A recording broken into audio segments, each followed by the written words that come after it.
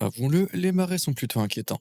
Même sans histoire d'incidents peu recommandables ou de cryptides, ces endroits humides et lugubres semblent inspirer la crainte à tous ceux qui les regardent. Mais comme tu le verras bientôt, il y a parfois plus à craindre que les eaux troubles qui menacent d'engloutir tous ceux qui osent y pénétrer, ou que les yeux luisants qui semblent te suivre entre chaque arbre. Des poupées inquiétantes aux secrets mystérieux, aux créatures légendaires des marais de Caroline du Sud, voici quelque chose terrifiante que l'on trouve dans les marais.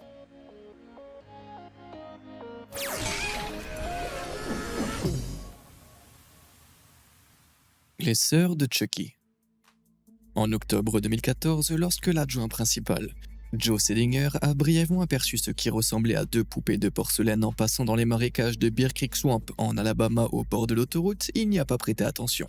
Ce n'est que quelques jours plus tard, lorsqu'il a commencé à recevoir des appels habitants effrayés se plaignant de ces mêmes poupées, que Joe s'est rendu compte qu'il aurait probablement dû leur accorder plus d'attention. Qu'est-ce qui rendait ces poupées si inquiétantes?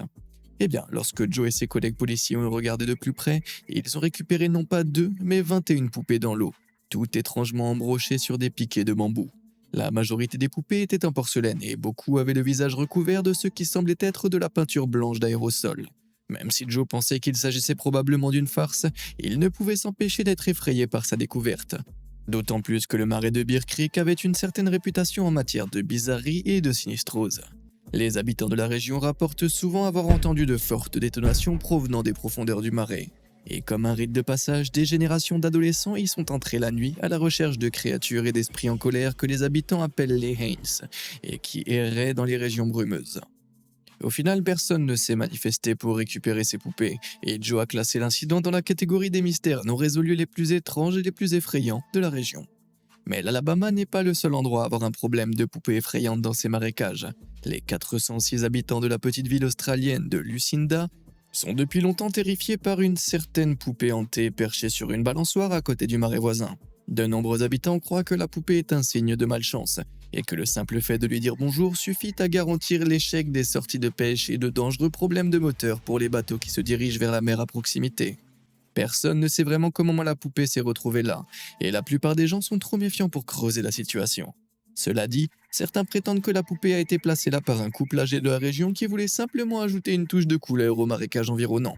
C'est une belle idée bien sûr, mais si quelqu'un rencontre une poupée perchée sur une balançoire au milieu d'un marais effrayant, j'ai l'impression que la seule couleur qu'il ajoutera à sa vie sera une touche de marron dans son caleçon.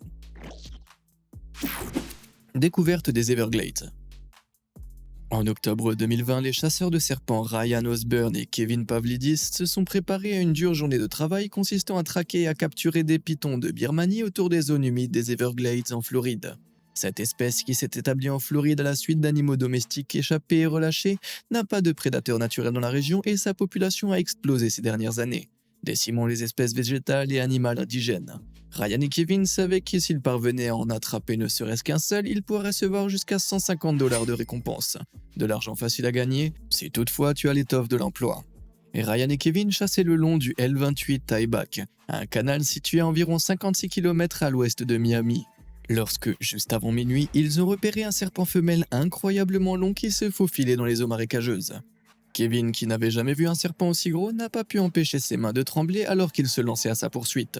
Soucieux de ne pas effrayer le serpent en l'éclaboussant trop, Ryan a fixé le bout de sa queue pendant que Kevin essayait de maîtriser sa tête.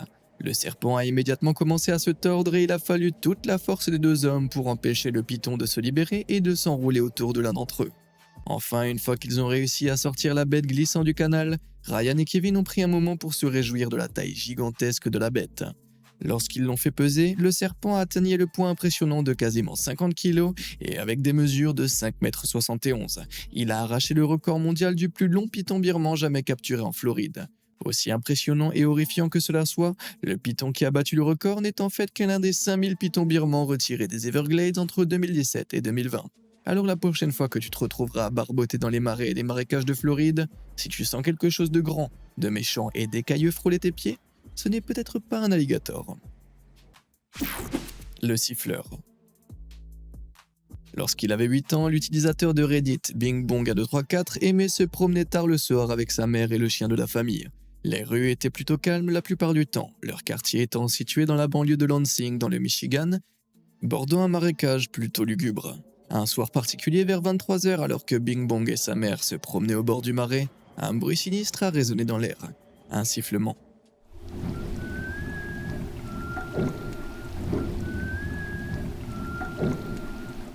Le Redditeur a d'abord pensé qu'il s'agissait d'un oiseau, mais quelque chose le faisait ressembler distinctement à un être humain. Mais qui pourrait se cacher dans les sombres profondeurs du marais seul à cette heure de la nuit?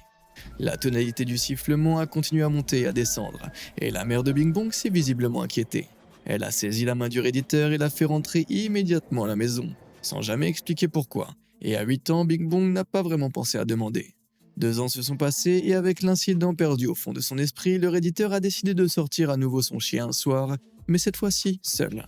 Il a terminé la promenade sans trop de problèmes, mais juste au moment où il a passé un endroit particulier au bord du marais, il a entendu à nouveau le sifflement.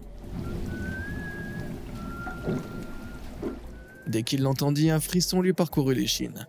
Bing Bong rentra immédiatement chez lui et s'assura de ne plus jamais repasser par cet endroit dans l'obscurité. Pendant plus d'une décennie, il réussit à éviter les griffes du siffleur, jusqu'à une nuit brumeuse alors qu'il avait 24 ans. Ayant récemment déménagé du Michigan au Dakota du Sud, Bing Bong et sa petite amie ont décidé de passer la journée et d'indépendance à camper au bord de la rivière Missouri, où ils ont pu se détendre et regarder les feux d'artifice. Pour les festivités, la police avait débarrassé le fleuve de tout bateau. Alors le Redditeur, étant vidéaste, a décidé de saisir l'occasion et de filmer un peu les eaux calmes et vides. Seulement, il semblerait que tous les bateaux n'aient pas obéi à l'ordre de ne pas naviguer. Quelque part sur le lac ombragé, le Redditeur a entendu le son incomparable d'une pagaie qui plongeait méthodiquement dans l'eau et en sortait. Il plissa les yeux dans l'obscurité grandissante et put distinguer une silhouette dirigeant un canoë à environ 20 mètres au large. Bing Bong continua de filmer le lac jusqu'à ce qu'il entende soudain quelque chose qui lui glaça le sang et lui donna la chair de poule. Un lent sifflement.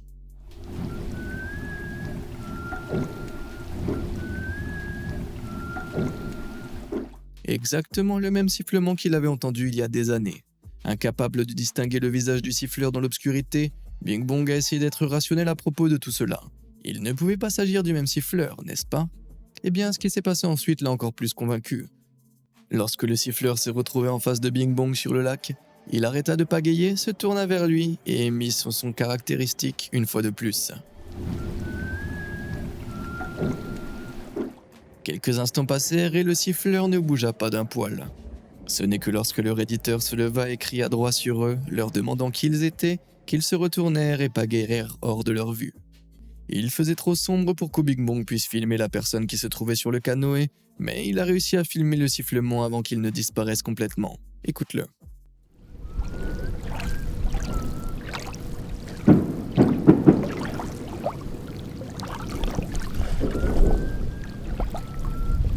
You whistling? Is it you? Plutôt flippant, non? Est-ce qu'il s'agit d'une simple coïncidence, ou bien le siffleur, qui que ce soit ou quoi que ce soit d'autre, avait-il suivi le Redditeur depuis le Michigan? Aujourd'hui encore, Bing Bong déteste sortir dans le noir, de peur de rencontrer à nouveau le siffleur. Les entités sifflantes étant un thème récurrent comme annonciateur de la mort dans plusieurs légendes folkloriques à travers le monde. Sa peur est certainement compréhensible. Mais qu'est-ce que t'en penses? Devrions-nous tendre tous l'oreille pour détecter le siffleur ou Bing Bong est-il paranoïaque?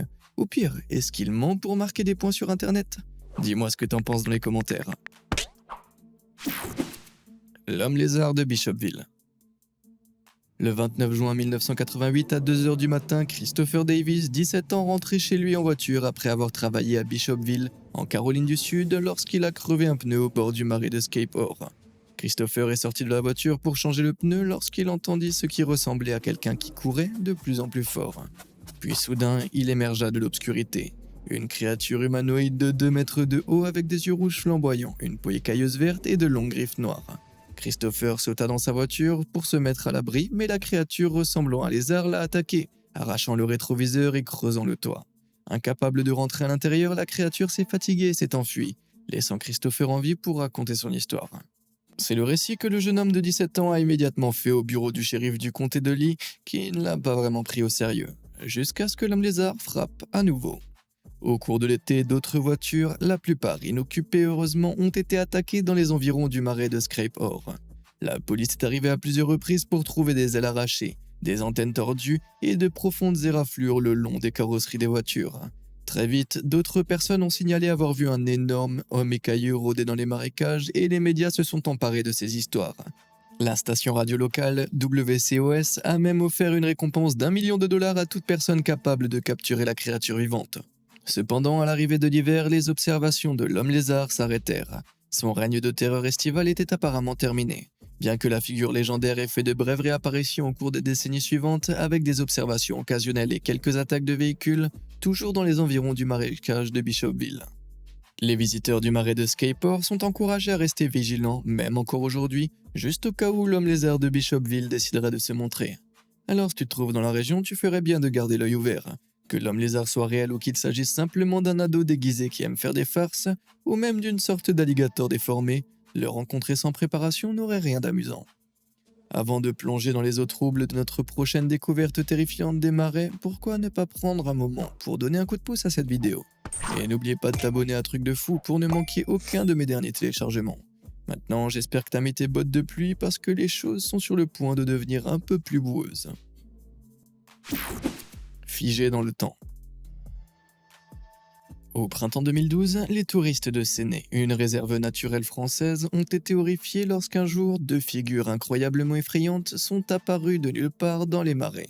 Les créatures étaient pâles, minces et élancées et semblaient figées dans le temps. Et aussi rapidement qu'elles étaient apparues, les créatures disparurent à nouveau. Jusqu'à ce qu'en juillet 2016, elles reviennent, mais cette fois-ci avec 6 autres amis. Alors d'où venaient ces créatures statufiées? Et que faisaient-elles dans les marais français?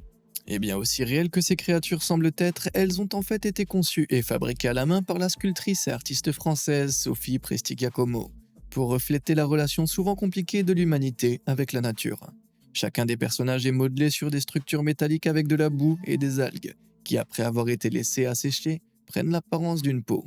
Au fil du temps, lorsque les personnages ont commencé à se décomposer, cette peau reproduite a changé de couleur et de texture, ce qui a permis aux personnages de se fondre dans leur paysage organique.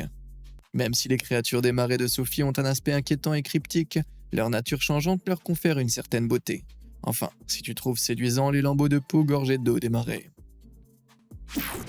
Sirène des marais. Peu après avoir rejoint l'armée, l'utilisateur de Reddit HKFookET a été déployé pour un exercice de terrain de 2 à 4 semaines dans le marais du sud des États-Unis. Lors de sa 6e nuit dans le marais, le redditeur et son équipe étaient en train de s'assoupir lorsqu'un bruit à faire froid dans le dos a retenti quelque part dans les bois. On aurait dit un mélange entre un rugissement et un cri, comme celui d'un animal qu'ils n'avaient jamais entendu auparavant. Ils se redressèrent tous et ce faisant, tout le marais environnant devint silencieux. Les grenouilles cessèrent de coasser et les grillons cessèrent de striduler. Le seul son qui restait était le cri qui continuait à s'intensifier. Quelques instants passèrent avant que soudainement d'étranges lumières ne commencent à apparaître au loin. Le redditeur en eut assez, pensant qu'il s'agissait simplement d'une blague, il se dirigea vers les lumières avec 2 autres soldats, tandis que les autres restèrent au camp. Mais plus HK marchait, plus il se rendait compte que ces lumières ne se rapprochaient pas, et que le sol commençait à devenir trop marécageux pour s'y retrouver. D'une certaine façon, il avait l'impression qu'on les mettait en transe, qu'on les attirait vers les lumières comme les marins pris au piège par les sirènes. Cela troubla tellement HK qu'il arrêta les autres soldats dans leur élan, et tous 3 firent immédiatement demi-tour. Seulement à moins de 6 mètres de là, le rugissement assourdissant résonna à nouveau dans l'obscurité de la zone gorgée d'eau du marais qu'ils venaient juste de commencer à quitter. Les soldats se retournèrent et observèrent avec effroi les lumières lointaines qui montaient de plus en plus haut, comme si quelqu'un escaladait un arbre à vitesse de l'éclair. Mais juste comme ça, les lumières et le rugissement disparurent. Et le bruit de fond habituel revint lentement dans le marais. Sans explication rationnelle de ce qui s'était passé, tout ce que les soldats pouvaient faire était d'essayer de se rendormir, sauf que HK n'arrivait pas à oublier cet incident. Lorsqu'il vérifia une carte de la région un peu plus tard, il remarqua que les lumières se trouvaient dans une partie du marais qui, après de fortes pluies de l'époque, aurait été inaccessible aux humains. Alors qu'est-ce qui a bien pu rôder dans l'obscurité cette nuit-là? Si les explications paranormales font flotter ton bateau marécageux, l'une d'entre elles pourrait être les feux follets, des lumières fantomatiques issues du folklore anglais et européen qui seraient vues par les voyageurs la nuit, en particulier au-dessus des tourbières et dans les marécages. Les feux follets sont connus pour être impossibles à attraper et dans le folklore européen, ils sont censés attirer les voyageurs vers leur perte. Même si cette légende correspond à la fois à la raison pour laquelle le redditeur ne pouvait pas atteindre les lumières et la raison pour laquelle il s'est senti envoûté par elles, il y a aussi une explication plus scientifique qui est tout aussi intrigante. Dans la science moderne, il est également admis que le phénomène du feu follet que les gens disent parfois voir est causé par l'oxydation de la phosphine, du dysphosphane et du méthane, des composés qui sont tous produits par des plantes en décomposition qui se trouvent en abondance dans les tourbières marécageuses. Comme le mélange de phosphine et de dysphosphane peuvent s'enflammer spontanément au contact de l'oxygène, il suffit de petites quantités pour enflammer le méthane beaucoup plus abondant et créer des feux flottants brillants et temporaires, ou des feux follets. Mais si cela peut expliquer les lumières, alors qu'en est-il du bruit terrible? À mon avis, il s'agissait probablement d'un puma. Voici un extrait du son de leur rugissement.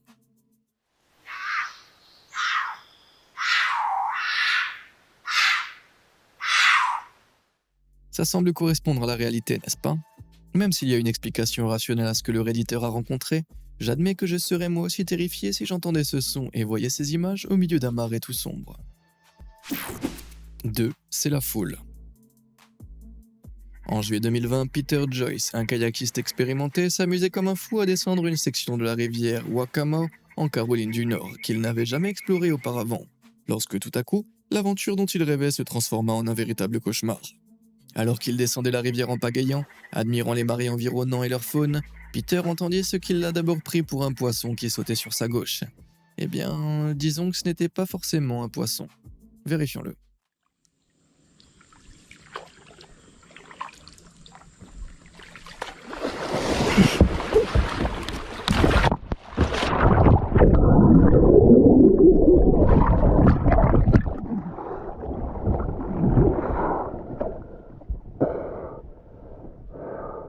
Cette chose qui l'a chargé l'a fait tomber de son kayak? Un alligator?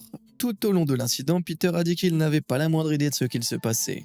Il n'a rien pu faire lorsque l'alligator a plongé sur lui, ni lorsqu'il a heurté le côté de son kayak. Heureusement, il a réussi à s'accrocher à une branche pour se soutenir et a réussi à remonter dans le kayak avant le repas. Même si Peter s'en est sorti sans une égratignure, l'incident a laissé une marque profonde dans son esprit. Au cours de ses années des kayaks de rivière, Peter aurait vu de nombreux alligators éclabousser et faire du bruit dans l'eau, mais il n'en avait jamais vu un qui le chargeait continuellement. Il est probable que cet alligator en particulier ne soit devenu agressif que parce que c'était la saison des amours, comme c'est typiquement le cas dans la région de la Caroline du Nord de juin à début juillet. Et même si Peter n'a jamais pu explorer complètement cette partie de la rivière avant d'être attaqué, il a bien l'intention d'y retourner. Mais la prochaine fois, il essaiera probablement de choisir une période de l'année où il ne risque pas d'énerver les gens du coin. Les mains pleines de boue.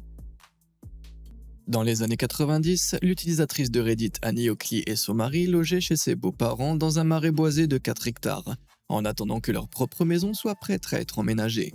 Comme son mari ne conduisait pas, Annie devait régulièrement l'emmener et le ramener de son quart de travail de minuit dans un restaurant voisin. Mais même si elle adorait sortir à la nuit tombée, il y avait quelque chose dans la propriété de ses beaux-parents qui lui donnait la chair de poule. Une nuit, alors que son mari était au travail, Annie s'est accidentellement enfermée à l'extérieur de la maison. Et ses beaux-parents étant partis pour la nuit, elle décida de dormir dans sa voiture.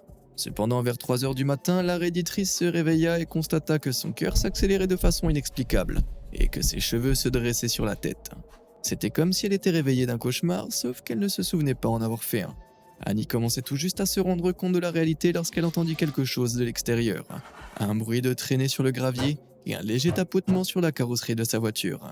La redditrice regardait frénétiquement par la fenêtre, mais ne vit rien dans l'obscurité. S'agissait-il d'un animal qui rôdait à l'extérieur ou quelque chose de beaucoup plus sinistre? Annie essaya de faire fuir le visiteur indésirable en allumant les phares de sa voiture, mais les mouvements à l'extérieur ne s'arrêtèrent tout simplement pas.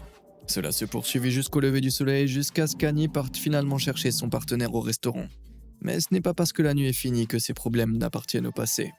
Dès qu'Annie atteint le restaurant, elle s'est précipitée à l'intérieur, toujours aussi troublée. Seulement lorsqu'elle est retournée à sa voiture avec son mari, elle l'a trouvé éclaboussée d'empreintes de mains boueuses, dont certaines étaient encore recouvertes de plantes aquatiques comme des lentilles d'eau. Dès que son mari vit cela, il devint blanc comme un linge. Apparemment, ce n'était pas la première fois qu'une telle chose se produisait. Enfant, il campait dehors avec ses frères et ses sœurs un soir, quand quelque chose se traîna dans les environs de leur tente et laissa des empreintes de mains boueuses et criblées de lentilles d'eau partout. Le mari d'Annie pensa que la coïncidence était trop importante pour être ignorée et insista pour qu'il reste au restaurant jusqu'à ce qu'il fasse plus clair à l'extérieur. Depuis ce jour, Annie n'est plus jamais sortie après la tombée de la nuit lorsqu'elle séjourne chez ses beaux-parents, et elle n'est pas la seule. Des années plus tard, la fille d'Annie, âgée de 5 ans, a commencé à refuser les soirées pyjama chez sa grand-mère car elle avait trop peur du monstre qu'elle avait vu dans le marais une nuit. Alors, soit les beaux-parents du redditeur ont une longue habitude de farce, soit il y a une créature aux mains boueuses, naturelle ou non, qui court dans la nature. Quoi qu'il en soit, je ne suis pas sûr d'avoir envie de passer une nuit là-bas pour donner à cette créature le traitement de la géographie nationale. Et toi ? As-tu déjà fait des découvertes glaçantes dans un marais? Dis-le moi dans les commentaires ci-dessous, ça pourrait peut-être m'intéresser pour une prochaine vidéo. Comme d'habitude et jusqu'à la prochaine fois, merci de nous avoir suivis.